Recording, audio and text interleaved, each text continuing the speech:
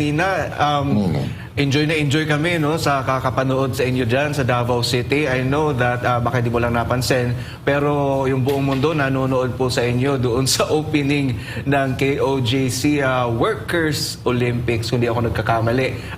Kamusta ba ang experience mo dyan, kapartner? Grabe, ang saya ho ng mood. Kahit nga po ganito ang nangyayari dito sa KOJC, nag-aalap pa rin po ang mga pagse-celebrate dito ng mga kababayan natin na mga taga KOJC po. Ayan nga, ang saya-saya nila.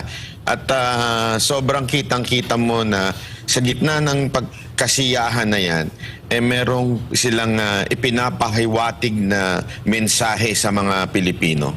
Kaya nakakatuwa dahil makikita mo, nandoon yun. In-incorporate nila yun sa sayaw. Yung mga mensahe nila, yung conquerors, protector, andun lahat yung mensahe, yung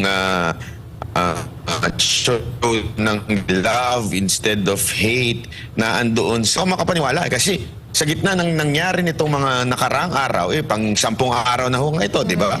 Nakapag-prepare pa sila at nabago pa nila yung mga music nila. Sa katunayan, na andun pa yung ang boses ni Torre, yung kanyang mga famous line. Ay, nakakagulat na i-prepare pa nila yun. Iba talaga mga taga KOJC. Malupit. Oo. Pero alam mo, kapartner, no, may inaabangan talaga kami dyan kanina, kaming tatlo. Kala nga namin magkakaroon na ng entry yung Philippine National Police. Oo nga. Actually, gusto nga, sana nga sinali na lang natin yung PNP para para malaman nila na ganito ang sinasabi ninyong violente. Kasi di ba yan ang paulit-ulit na sinasabi, lalo na yung spokesperson ng PNP dyan sa Davao, sinasabi for peace and security lang naman, kaya may tao dito sa loob ng mga pulis. Kasi di ba yan yung gina-justify nila, peace and security para hindi magulo. Pambihira kayo. Paano gugulo yung mga yan? No? Tingnan nyo nga, puro mga bata yan. Nasa video yan Talagang puro mga kabataan, mga babae. Wala ka makikitang parang mga tulad ng mga makakaliwang komunistang mga mukhang terorista itsura, mukhang violente talaga. Wala ho.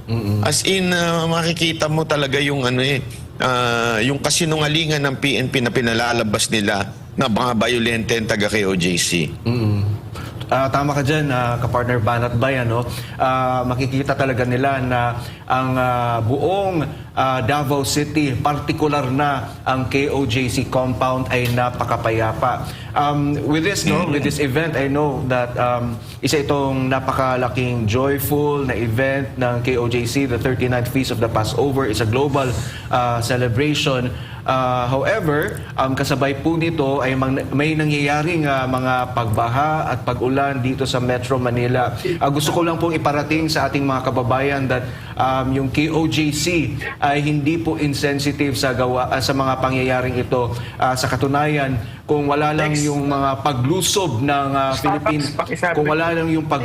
Philippine National Police sa compound ng KOJC ay malamang kami na taga KOJC ay andun na sa mga binahang lugar na iyon para umaksyon, magbitbit ng mga balde, ng mga tulong, sako-sakong goods, mga tubig para sa inyo. Kasi proven and tested na yan, mga kapartner, ng KOJC will always be there para sa mga nangangailangan, to give help to the helpless and give hope to the hopeless. Ayan. Bali, Sir Banat, magandang gabi po, no? So, yes po.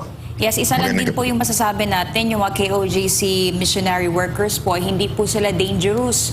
Mga po sila, dancerous. Oo, grabe ho. As in, yung kanilang mga sayaw, talaga nga namang updated din. Yes. Pero alam mo kanina, meron po akong tinuro dyan. Ginaya ko po si si Colonel Patay. Tinuro ko po yung isang doon, sabi ko, yung mask mo. Sabi kong ganyan, tanggalin mo yung mask mo, sabi ko doon, no? Kasi ginagaya ko si Colonel Patay, sabi, tanggalin mo yung mask mo, sayang yung ganda mo. Sabi ko sa isang... Hindi, kasi alam yung mga taga KOJC, ang gagandang ngumiti, di ba? Yung kanilang aura, grabe ho, talagang very, very joyful sa puso. Kahit ganito yung pinagdadaanan. Ang ganda nung sinabi ni Ma'am Hana kanina yung ilaw ay lalo pang lumiliwanag pag madilim, di ba? Yun ang napakaganda ho dahil sabi nga ng Panginoon, aanuhin mo yung lampara, kung ilalagay mo lang naman sa ilalim yan, di ba? Kailangan iangat mo yan at makikita ng yan, na maliwanag yan pag madilim na. And this is what's happening right now sa KOJC. Yung dilim o yung darkness na ng mga pulis, pinapakalat dito, ay lalo tuloy nagliwanag sa buong mundo ang KOJC. Marami tuloy ang naging interesadong alamin kung bakit nagkakaganito. Di ba? Nakakatuwa. Nakakatuwa po yung ganong klaseng mensaheng na ipapahatid sa mga Pilipino ng KOJC. Sa gitna ng problema, kayang magsaya. Dahil remember, ang peace, it doesn't mean absent po yung mga problema o suffering. You can still have peace even if meron pong problemang pinagdadaanan. Paano po? Yan nga po yung peace na nanggagaling po sa ating Panginoon. Tama ka dyan, kapartner Banat Bay. Yes, no, and madagdag ko lang din po, no, Sir Banat, makikita talaga natin sa mga performances ng ating mga KOJC missionaries na parang wala talagang pinagdaanan, Sir Banat, no?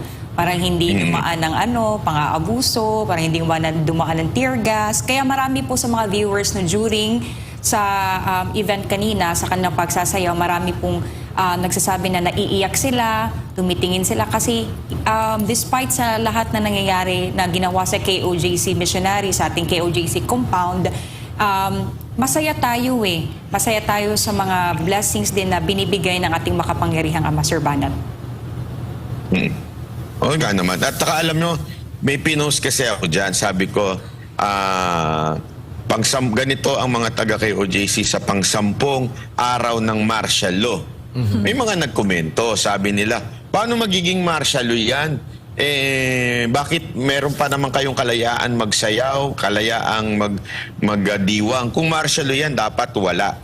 Alam nyo, kasi ang sinasabi nating martial law, yung hindi pagsunod ng mga leadership ng PNP doon sa binigay ng korte. Yung TPO na ibinigay ng korte. Hindi nila sinusunod yun. Kasi kung remember, nakalagay doon, all forms of barrier, bawal.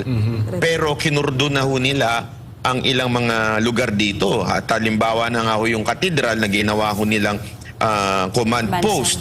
So kinurdon ho nila yun. At nakita ko, binidyo ko ho yun, nag-live ho kanina nung dumating po tayo dito.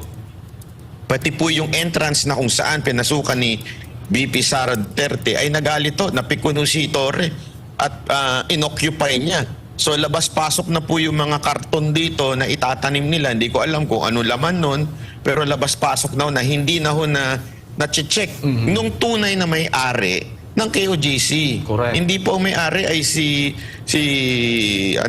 Torre. Ang may-ari po nito ay yung bawat membro ng KOJC.